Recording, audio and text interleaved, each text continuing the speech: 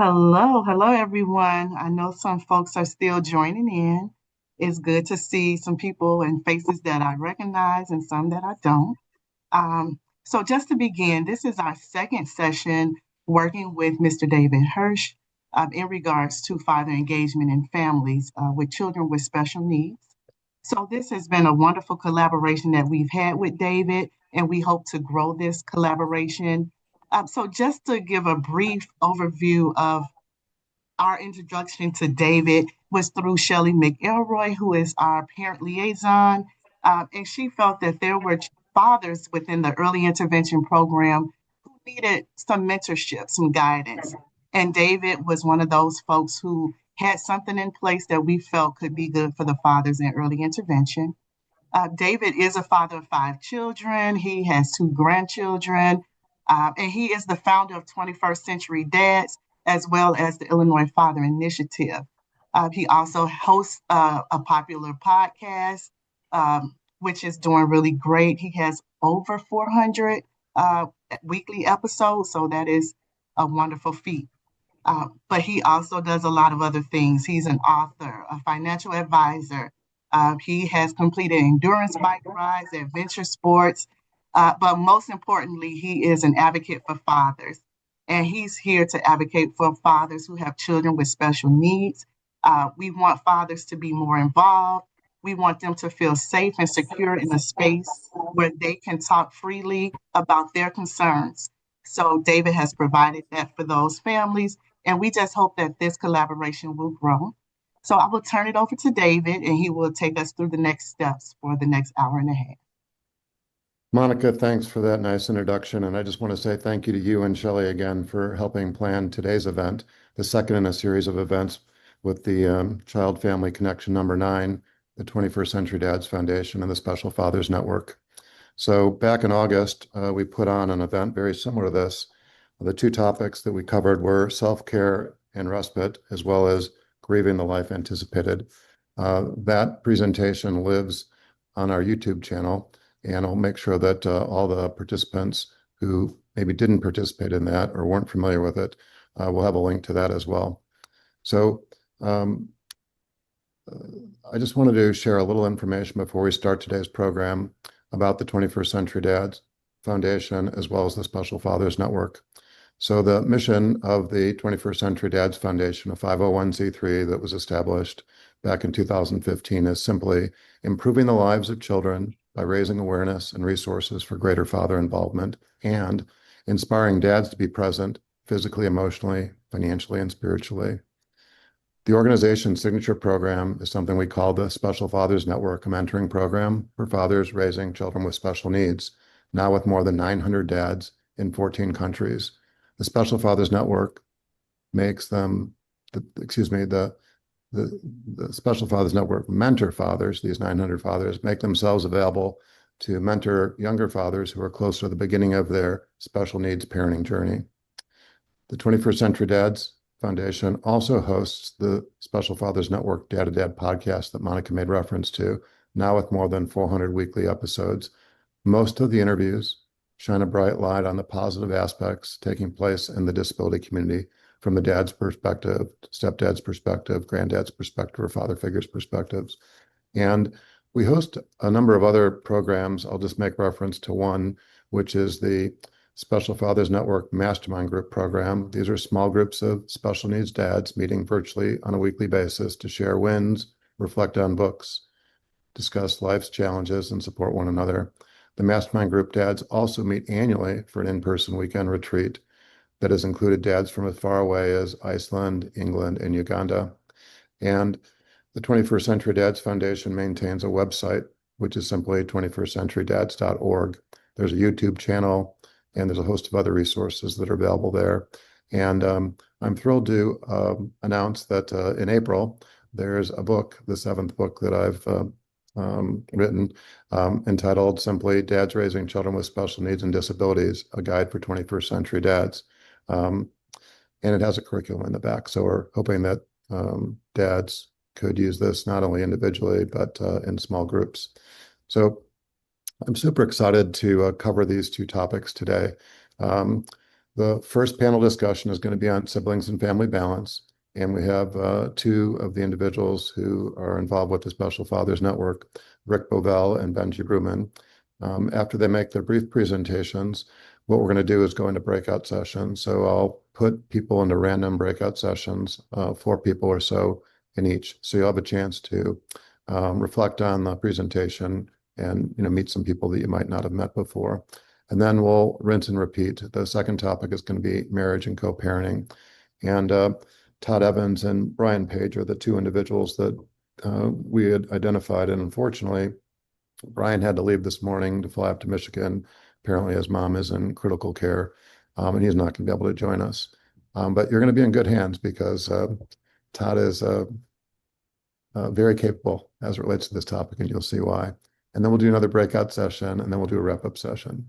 So I'd like to introduce Rick Bovell and Benji Rubin.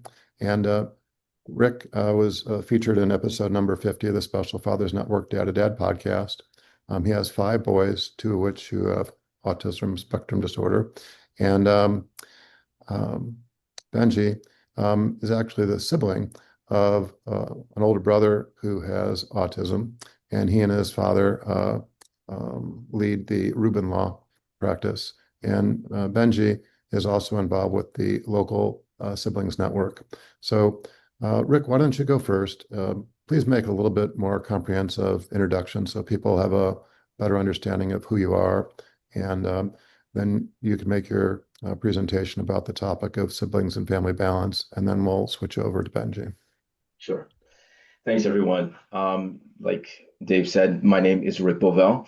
I've been married to Michelle for this year will make 31 years, and we have 5 sons, ranging in age from 21 to 28. Now, the 2 in the middle have, well, I should say probably all of my sons are somewhere on the spectrum. Some with autism, some with just different aspects. We're all just different. That's who we are. But we enjoy each other. I'm in the tech world. I am a project manager, used to be a programmer, anything techie, that's where I am, primarily in SAP. And I've been a pastor. So in churches and so on, I tend to preach or teach or what have you. Typically not a lead pastor, but somewhere on the elders. And so that's kind of my background. So being a Christian, I come from that aspect. So I'm going to share based on who I am. And when I think about fathering, especially 5 sons who are different in their own ways, I go back to Genesis.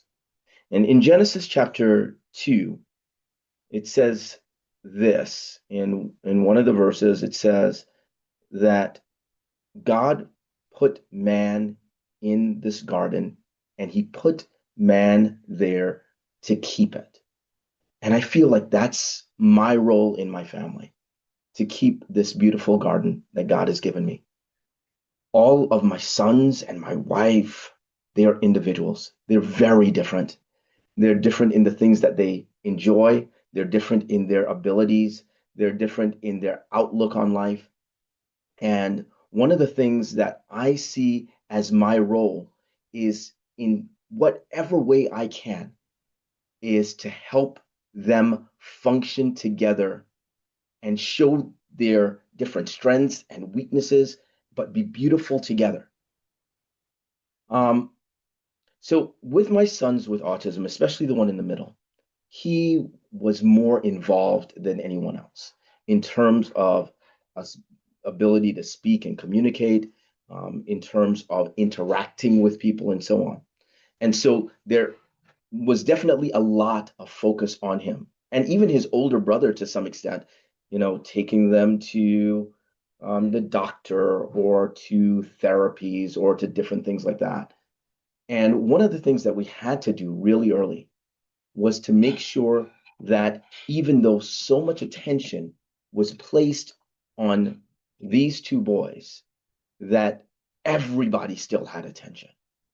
And that's primary because if you've ever heard of something called glass child syndrome, what it's like is like there are other children, another child or another children in the same atmosphere, in the same place. But because there's so much attention focused on the children with special needs, it's like they are see-through. You don't see them. They're there, sometimes they're there to help, to do things, but there's not focus on them. And that's detrimental to them and detrimental to your garden. If we are people who are going to cultivate a good garden, we have to understand all of the plants that are in that garden and provide for them what they need. And children, every single one of them needs your love and attention. However, you can do that.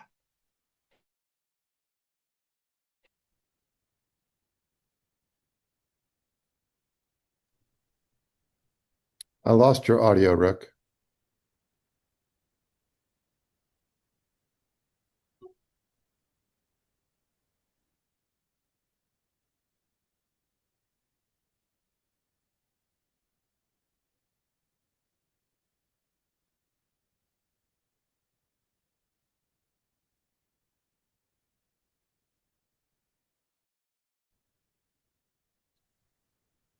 Is it just me, or can nobody else can hear him? No, we lost the audio. We Yeah, can't we hear lost him. audio too, yeah. Okay, How about now? that's better. Okay. Thank you. We'll edit this, slightly just so we don't have all this interference for the recorded version. Not sure. Not sure when that stopped, but I'll go back to here. Being one who is gardening, you have to understand all of the different plants in the garden, what their needs are, and every single child needs your love and attention. So one of the things that I would make sure that I did every night, whether it was a busy therapy day or just a day hanging outside with the guys, pray with the guys and go to each one, kiss them on the forehead and say, I love you, sleep well, good night. I know based on the results of where they are, they understood that. They felt seen. They felt known. Even if the day was crazy, all of them knew at the end of the day that dad loved them. And that has borne fruit. All of my sons are in some way serving others. I've got one who is works for the park district now. He's a within therapeutic recreation, and he's working with adults with disabilities. I've got another son who is working with a law firm in order to work with the least advantaged. Another son who is working with elderly folks and helping them. And because of the care of each other, on the individual, we've cared for each other. That was one of the things, Cain said to God, am I my brother's keeper? And I think he was thinking about that in terms of, I don't have responsibility for my brother. I am not the one who is keeping him in a cage. But in our family, one of the things that we helped everyone understand is that there's no competition in this space. Each of you are for each other, and they have been. I've been blessed in our family and it's like the strangest thing ever, our sons have never had a fight. I don't know how that's even possible, except for a whole lot of prayer, but our sons have never had a fight. And up to this day, 21 to 28, they hang out, they enjoy each other. And I think part of that was due to all of them getting what they needed from their parents, knowing that they were loved. I don't have anything else besides that and prayer in my back pocket. I haven't been the best dad, not by a long shot, but our kids knew that they were loved. And that, I think, has made a real difference. So even when there is that much involvement in everything else going on, and I know that I'm speaking to parents whose kids will never even be able to wipe themselves properly. Even in that mode, the kids, all the kids need to be seen. And I think that's one of the things that creates unity and harmony in a family. Well, thank you for those comments, Rick.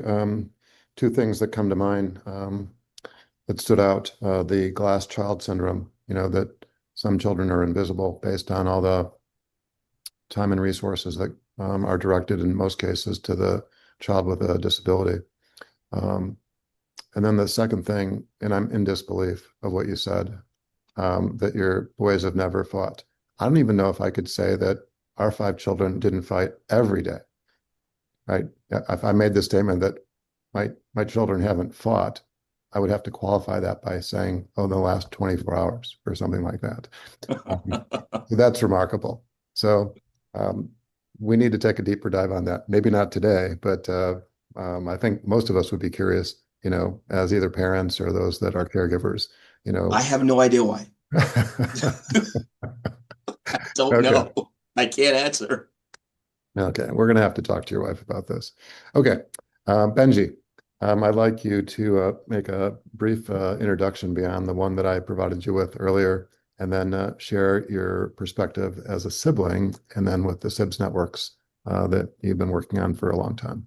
So what I always like to start by talking about when I give presentations about really any topic professionally is to talk about my brother Mitch. Okay, so my brother is the reason I do this kind of work. It's the reason that my professional life is dedicated to this area. He, as you can see there, comes to our office, once a week and does some shredding. He has severe autism, lives in a group home run by Clearbrook. He's been in a group home since he was in his early 20s. And he's doing fairly well. For a time, he had a job coach work in the community. Now he's mostly doing just day program. But the hope is that we can get him back out in the community doing work with a job coach. During the pandemic, it kind of fell apart, but hopefully we can get it back there someday. I am the youngest of 3. I have an older sister who unfortunately passed on very unexpectedly, and then my brother Mitch is my other older sibling. I am married with 4 children, ranging in age from 8 to 12 months. So I am right in the thick of it in terms of child rearing, so life's very busy. Talking about being a sibling, okay, I think it's important to remember that as a sibling, it really from an early age, it helps put things in perspective in life, and the sibling perspective is different than the parent perspective. Okay. So I'm a younger sibling, so I literally don't have a concept of what's like not to have a sibling with significant disabilities. And even an older sibling usually isn't that much older. And so they really don't, their formative years, already they had a sibling with disabilities, and it was forming a lot about their personality, about a lot of things, right? And so and there's a lot about siblings that they tend to be, on average, okay, these are all averages, on average more mature than their peers because they're dealing with some pretty big issues at home. They tend to disproportionately overachievers. Some also struggle because of it too, kind of both directions. But it tends to be kind of almost one or the other. And actually disproportionately overachievers probably more than anything else. Because there's this kind of a pressure, right? Hey, my parents have a lot on their plate with my sibling. I better do the best I can and be the easy one, right? So they put pressure on themselves. There's a lot of studies out there talking about this stuff. There's more and more at least. I remember going on a vacation, with my brother several times, and it was an adventure. You can call it that, but it was certainly not relaxing. And so one of the things that my parents did do is whenever they had the opportunity to go on a trip, or even just to spend a weekend or a day or two with just my sister and I, they did so. My brother did an overnight camp program for a week with a one-on-one aide, And during that time, they took my sister and I to California. We went for for a week. It was just really nice to have that one-on-one time where the focus was on us, and just inevitable, as we were just discussing, that when there's other kids, that disproportionate amount of time is going to be spent on the one with significant challenges. So it's really nice when you get that time to focus just on the other kids and give them quality time whenever that's possible. I think it's so important. Um, Going to the grocery store, going to to any type of store, also could be challenging with my brother. He would have a meltdown. People would give dirty looks. They might make comments. Now, in 2026, I would hope that there's less of that. People have more awareness now of what might be going on, and are less judgmental. But it's still, even if that's the case, as a sibling growing up, it's embarrassing, right? It's a natural reaction to the situation of my brother or sister is making a scene, and they're clearly quote unquote too old to be doing that, and everyone's looking at them, and that makes me feel uncomfortable, right? And so that's just a normal part of just growing up, and that affects you, right? I mean, these are all things that are going to affect you. We tell families, I talk to parents, they say, this is something that the founder of the Sibling Leadership Network, originally talks about. He founded Sib Shops, actually. He founded Sib Shops, is what he did, which is the biggest, kind of the original sibling organization, the Sib Shops program across the world. And he said, give them the space, like, to process that and and figure it out for themselves. That even if they say, hey, they're embarrassed by their sibling and don't want to like be in public around them that much, or want to kind of stay a few 10 feet away or something and not be associated with it or her, like, during a period of growing up, that's okay. That may be a very normal, natural reaction, and that maybe at some point, and God willing, at some point, they will be able to get to beyond that, and get to a different place. We talk about the complexity of emotions of siblings, right? They will both feel really, will feel very protective of their sibling, and at the same time feel, again, embarrassed by their sibling. Maybe they'll feel jealous of the attention that their sibling gets from their parents, but feel guilty for feeling that kind of resentment. So it's really really a push-pull and complex emotions. We talk about the biggest thing is understanding future responsibilities, though. When we talk about this in the sibling world, when people are first dating, right? When do I bring up the fact that I have a sibling that I'm going to have to be a part of their future? Okay. And supporting them, because why should it have to be on the first date? Like, that's not fair. Why is my sibling have to be the center of everything? Right. At the same token, it's like, well, why am I going to even go on a second or third date if this person, there's just no way they would be a part of it. It's just not, they just are saying absolutely not. They won't be a part of that. And so it's really, again, there's kind of balancing act of having that kind of my life for myself, but also knowing that my sibling is going to be a part of that, and what role I'm going to be having there as my parents age. People will make decisions. Again, who you marry, huge decision about that is impacted by the fact that you have these future responsibilities. Where you choose to live, also huge part of things. People talk all the time about not moving too far away from their parents and their brother, sister. And so it's really important that we understand that these are really big issues and topics with siblings, and that we don't pretend like the siblings aren't impacted, right? That we actually include the siblings in figuring out, what does that future look like? I can't tell you how many times I have parents who tell me, oh, they're going to live with me forever and I'll support them forever. For individuals who need more support like that. And then I don't know, that's what's going to be. And I say that's nice, but to be blunt, it's selfish. I mean, because your other kids are going to have to pick up for after you're gone, and it's not fair to your other kids. I've seen siblings get divorced because of the pressure put on their marriage by that sibling having to have their brother sister move with them all of a sudden in a crisis, a medical crisis, or their parents' sudden death. I've seen it's also not fair to to their child with disabilities. So people like my brother, because why their whole world's going to be upended then in a single moment when the parent passes away, then the last parent passes, and now where are they sleeping that night is going to change, right? I don't want where they're sleeping that night to change the same day they find out their mom or dad died. So, these are all pieces of why it's so important that we do figure this out for the sake of the siblings, for the sake of the individual with disabilities themselves. It's so important that we figure out, what does that look like not just I set up a special needs trust and it's going to have a reserve fund above the benefits, and we got them assigned Medicaid and eventually get all the Medicare and Social Security and parents' record, but also where are they living and what level of support do they need? What is sustainable with mom and dad gone, and how do we get them there in a thoughtful process that's not rushed, but not done in a crisis. It is so important for the sake of siblings that we do that. As was noted in my intro slides, I'm past president of SIBS, supporting Illinois Brothers and Sisters Illinois chapter of a national organization. We have bar nights and barbecues and all kinds of stuff. And nationally, about 25 states now have some sort of state chapter of the SLN. So, that's, really, really important. So I think I've gone on for, beyond my 7 minutes. So I want to give a chance for us to open up for that panel discussion and see what questions people have. Thank you.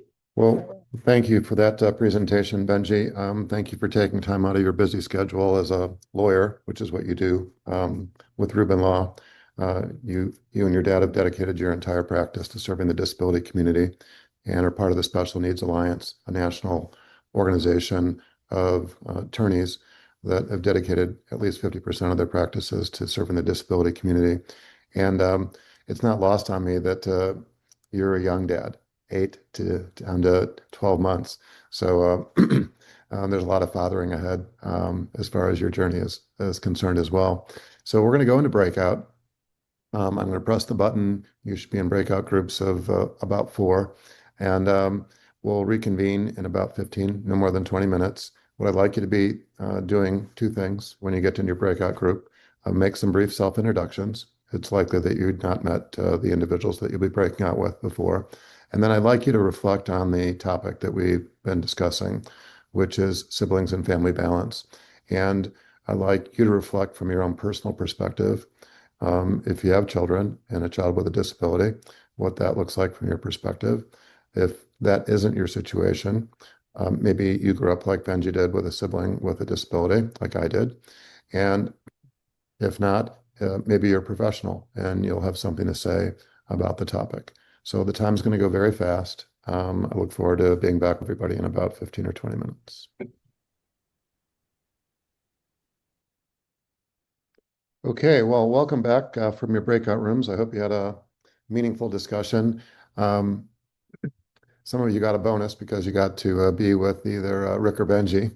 And I'm thrilled to be introducing my friend Todd Evans. He is actually an expert on this topic. He and his wife wrote a book entitled How to Build a Thriving Marriage as You Care for Children with Disabilities. He and his wife, Kristen. Todd was featured in episode number 352 of the Special Fathers Network Dad to Dad podcast, and he lives in Nashville, Tennessee. So Todd, the Zoom stage is yours. So I was just saying, it's great to have known David and get introduced to him a couple of years ago, and just all is going on and the blessing that Special Fathers Network is for me in the community, and have been able to be involved in that. It was really nice to meet a couple of you in the breakout room and to get to know kind of your stories a little more. We all have our own unique stories, but they're all so similar in many ways. So I hope as each of you listen to and reach out, you find out more. And before I tell you more about me, I really want you to think about something first. When somebody asks you to introduce yourselves, what are the first things that come to your mind? Do you tell them about your job? You tell them about your kid with special needs, or your family, or what you enjoy in life?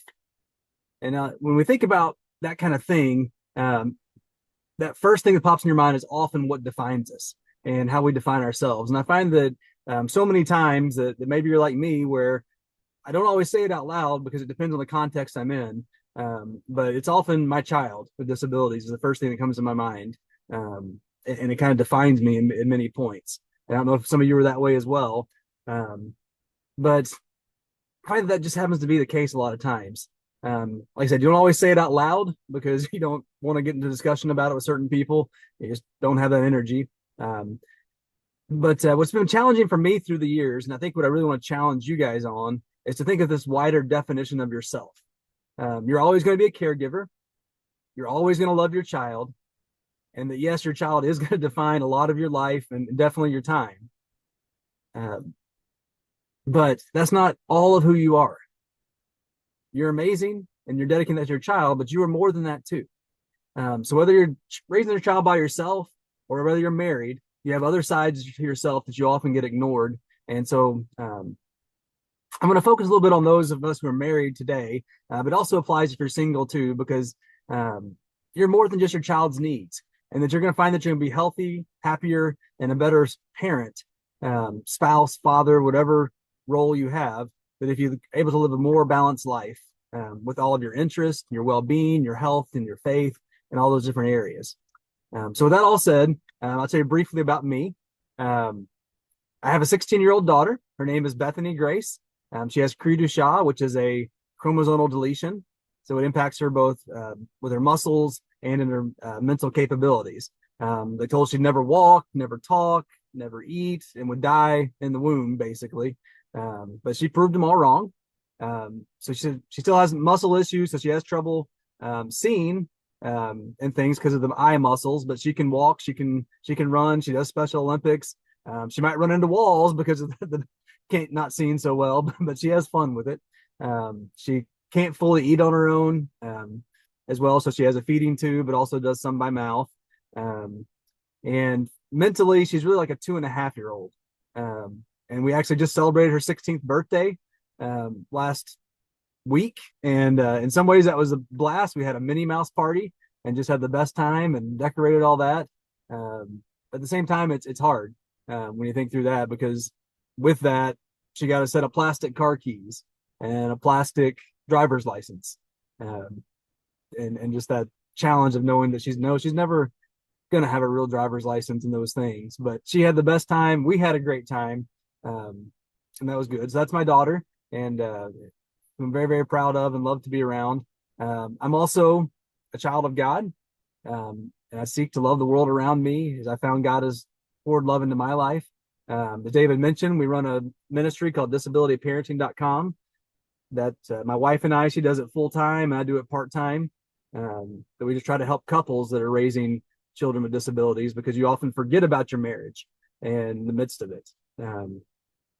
Also, I love playing sports and other challenges, anything that comes along, any puzzle.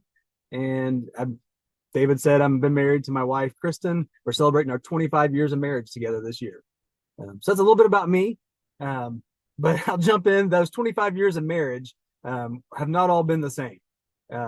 We had some really great ones, and we had some really, really bad ones, especially when our daughter was young, trying to figure out that dynamic of how to interact with each other, how to caregive for our child, and we did it poorly.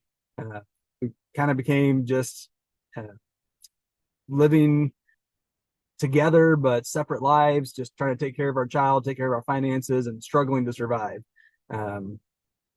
We just found in the midst of that caregiving, we had no time for one another, and we suffered as a couple, and we weren't as good parents, because we were suffering in our marriage and doing that. So that's what's been passionate for us, for my wife and I, to really help other couples, is because we did get to see the end of that it wasn't like that famous quote of 80% of couples raising children with disability get divorced. That's not right, but it's looming, and you feel that, but it's not true. And so the one thing we kind of realized was that to be better caregivers, to love our kid the best we could, we had to have a better marriage. And that wasn't the reason for us trying to fix our marriage. It was because we wanted to know each other better and get back to that way that we were. And so I really want to challenge, I know we have a mixture of males and females in here, but I really want to challenge all of you that are married, is how do you focus on your spouse in the midst of all this? Most of us fell in love with our spouse before we even had our kids. And then somewhere in the midst of it all, kind of like I described, we tend to lose that passion for our relationship and for our spouse, and just get into the day-to-day things. And that's hard to break out of. It's very, very hard. It took us probably 5 years of intentionally working on it to break those habits, break those patterns, and get back to a healthy, thriving marriage. So today I really want to give you just 3 simple tips to help you connect with your spouse better, to hopefully enrich your marriage, that you can do. We know none of us have much time, I try to pick really 3 quick ones. Like I said, if you're not married, still apply some of these and find ways that maybe you can do some of them, or just to take the broader aspect of how do I care for myself more wholly, my health and my emotional and my spiritual well-being in the midst of it all. But the first thing I want to say for if you're married is do a 5-minute check-in each day. And this is just about the 2 of you and your feelings. This is not trying to check in on how your child did that day or planning the schedule for tomorrow or anything like that. Ask questions like, what was hard about their day? Or what's a good thing that happened to you today? Or one thing that you're looking forward to. Say you do it in the morning, maybe ask them what you're looking forward to today. Some way to have that simple question that kind of brings you two to talk about each other. Now, there may be aspects of talking about your kid in the middle of it, because obviously that impacts your life. But try to take those conversations, that time beyond that. But just set aside 5 minutes. It can be in the morning. A lot of times we'll do it after we get the kids in bed, and have that time where we know we can sit down. We have a few minutes to be able to do that. Maybe it's at lunchtime. You just have a set date at noon every day. You call for 5 minutes and talk on the phone. But that's a big thing. The next thing I want to talk about that I would challenge you to do is try a 30-second hug with your spouse. And I want to be clear, this isn't any kind of sexual gesture at all. This is just 30 seconds where you just hold each other, put your arms around each other, try to match your breathing to your spouse while you're holding each other, and just be there in the moment. And I can't even tell you how much that 30 seconds can make a difference. We don't do it every day, but especially stressful days. My wife will come over and just grab me, and I'm like, okay, thanks. And then she just keeps holding on. I'm like, oh, okay, now I get it. I need this. And she's right, because I do need it. And it helps me to kind of calm down and kind of look at life and take those deep breaths and refocus on things. And it helps me be a better parent in that moment, but it also just connects us so amazingly. Just that togetherness of just breathing together. And then the third thing I would challenge you to do is just do something little to let them know that you care. And I'll give an example of something that we moved a lot of stuff in our bathroom in the last few weeks. I was remodeling, and somehow we lost one of our electric toothbrush chargers. And our toothbrushes are old, so they don't hold a charge very long. So we had this one toothbrush holder that we've been sharing together, and it's tough to remember to keep both of our toothbrushes shared and are both charged and everything. So my wife, she actually started just when she finishes, she just puts my toothbrush on the toothbrush holder. And so I came in and found it, about 5 nights ago for the first time that she'd done that. And I was just like, oh, that's pretty nice. That little bitty tiny thing that she thought of me, and did something specific to help me out. And so now it's kind of a reciprocal thing. So whenever I brush my teeth now, I take mine off, put hers on, and charge hers up. So she's ready to go. And then she feels the love too. And we've kind of laughed about it a few times. It's something so stupid, but that's what sometimes the good things in marriage are, those little tiny things that make a big difference. So other ways you could do that, maybe a text in the middle of the day. It doesn't take much time. Just send a 2-line text. Hey, thinking of you, or I saw something out today, that saw a tree blooming or a sunset or whatever it is you might have been out, that it made me think of you. Pick up a card maybe while you're out, or even a candy bar. My wife likes that occasionally, but you got to be careful with that. Not to imply anything with candy bars, with that. Maybe do the dishes without being asked, or even something like leaving a Post-it note. Just hide a Post-it note somewhere as a little note. I love you, or I'm thinking about you today, and hide it somewhere that they'll find it during the day. So it's a kind of a surprise in the middle of the day. Put it in the lunchbox, put it in a book, on the car steering wheel if you head out early. There's something like that. And I really think that when you do these little things like these 3 I'm suggesting, I think that you're going to be able to reconnect with your spouse in incredible ways. You'll see the reciprocal nature of it, that as you start doing things, your spouse starts doing things, that you start to have more joy in life, a fuller life. You start to smile more, and even those mundane things in life that you have to do sometimes become so much better because you're doing it with the person that you love. So that's really what I would challenge you in the midst of your caregiving in marriage, is to try those 3 things. It's a 5-minute check-in, 30-second hug, one little thing. Well, Todd, thank you for giving us a brief overview. A couple of the things that stuck in my mind were when you introduce yourself, what comes first, right? Because that usually does define you. And what I've tried to discipline myself over the years is to emphasize, I think one of my primary roles is being a dad. And most guys don't lead with that, but most people would say my children are the most important thing to me, moms or dads. And if you talk about 2 or 3 or 4 other things before you get around to sharing about your kids, you sort of wonder, how big a priority is that? So that resonated with me. The thing that I think would be difficult, at least for me and my wife, the 30-second hug thing, my wife would be like, you can let go of me now, right? I'm pretty sure she would think something's creepy is going on. Yeah, well, just try it. Just tell her Maybe Todd told you to do it. 5 or 10 seconds and then 12 or 15 seconds and just Yeah. sort of elongate that. And I do love the idea of just doing simple things, the post-it notes and just little things, random acts of kindness, if you want to call it that.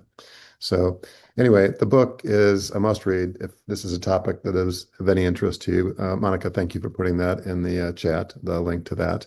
And this will all go out, with the information that we send out to everybody afterwards as well. So it's back to breakout time. And if I've done this the way that I had intended to, you'll be in a different breakout group. And if I didn't do it the way I intended to, I guess you'll be talking to the same people. So brief self-introductions, and then just reflect on the topic that we've just discussed, which is marriage and respite. We didn't really talk about the respite aspect of it, but the concept of, being more intentional, I think, is what we're talking about. Maybe you can share an example or two of things that have worked for you or things that you witnessed that have worked for other people if it hasn't worked for you. And we'll be back in about 15 or 20 minutes.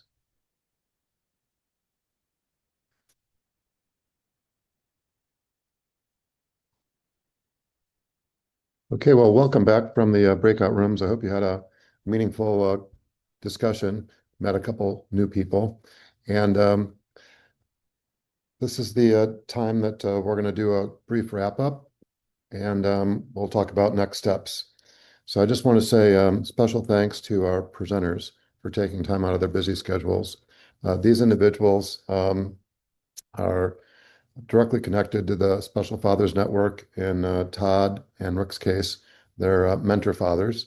And while Benji is not a mentor father, his dad has played an instrumental role. Brian Rubin has played an instrumental role in helping us strengthen the network with all the connections that he's had over the about 80 years that he's been alive. And the Special Fathers Network, as a reminder, is a dad-to-dad mentoring program for fathers raising children with special needs. We have over 900 dads, mostly US-based dads, who've agreed to be mentors, come alongside these dads that are close to the beginning of their journey, raising a child with a disability. In some cases, multiple children, 2, 3, or more children with disabilities. We do a number of different programs like we've discussed, conferences like this. We do a virtual conference, which is coming up on May 9th. It's a Saturday. We usually get dads from 32, 33 states, 3, 4 plus different countries to come together. And I think I made reference earlier to the Mastermind Group program, which is dads meeting in small group discussions on a weekly basis, virtually. And then we bring the dads together once a year for an in-person retreat. This will be our 6th annual weekend retreat that we're doing. It's going to take place in September. Location to be determined, but we're trying to narrow it down between Denver and Nashville this year. And there are a number of resources which can be found at the website at the bottom of the slide, which is simply 21stcenturydads.org. And I really enjoyed the relationship that we've had with Child and Family Connection number 9. This is the second of the programs that we've done. We've been discussing doing a third program similarly, maybe late spring, early summer, maybe the fall. We'll figure out what the best timing would be. And 2 of the topics that we had discussed, different from the topics that we've covered today and then previously, are dad meetup groups, getting dads to get together in small groups for discussion purposes. That could be on a weekly basis, like I was making reference to. It could be on a monthly basis or periodically. but just encouraging dads to be in association with one another. Most dads don't know what they don't know. I'll just speak for all 4 billion men on the planet. We suffer from testosterone poisoning, which is the inability to pull over and ask for directions when you're lost. I do still suffer from that. Thank God for GPS. I think that's probably saved our marriage. We have been married for almost 43 years. I'm not giving GPS the full credit, but um, getting dads together in small groups is more important than most of us realize. And then a topic that might not seem broadly applicable, like the topics we've been discussing, but adoption and special needs. Sadly, there's a lot of children in the adoption system around Illinois. I think the estimate is about 35 in the foster care program. And, we could do better. So we've got other dads who have a lot of expertise in these two areas, organizing meetup groups and then adoption and special needs. So we'll send out a link once this session has been slightly edited just for clarity. Obviously, the breakout sessions aren't being recorded, but the general session. I would strongly encourage you to visit the website. If you haven't already subscribed to the podcast, please do that. It doesn't cost anything. It's one of the most effective ways that we can get the message out to more people. Those podcasts are being shared all over the place. That's how we've gotten to meet so many dads. And then this summer, it's work in progress. We've never done anything like this. We have plans for what we're calling the SFN US Tour, Special Fathers Network US Tour.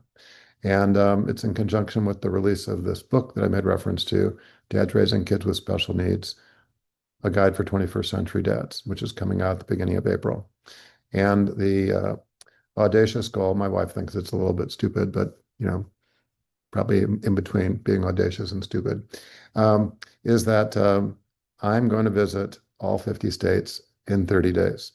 So it's going to start with a flight to Maui, a touchdown for about 6 hours. One of our board members has a place there. He's going to host a small group of families raising kids with special needs for a really interesting program. And then I'm going to overnight to Anchorage.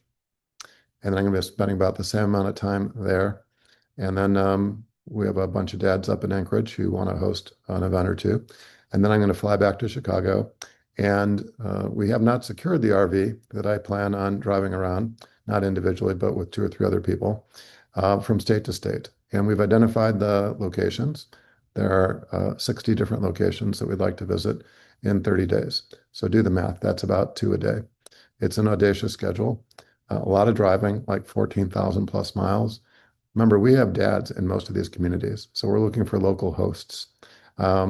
So if this sounds like something that you could be of assistance with or curious about, you can go to the website. We'll continue to post more information. If you're not already on the weekly distribution list, send an email. You can do that through the website as well. And if anybody wants to stay on to debrief on today's conversations, I'm happy to spend a few minutes afterwards. I just want to say thank you for taking time out of your busy schedules.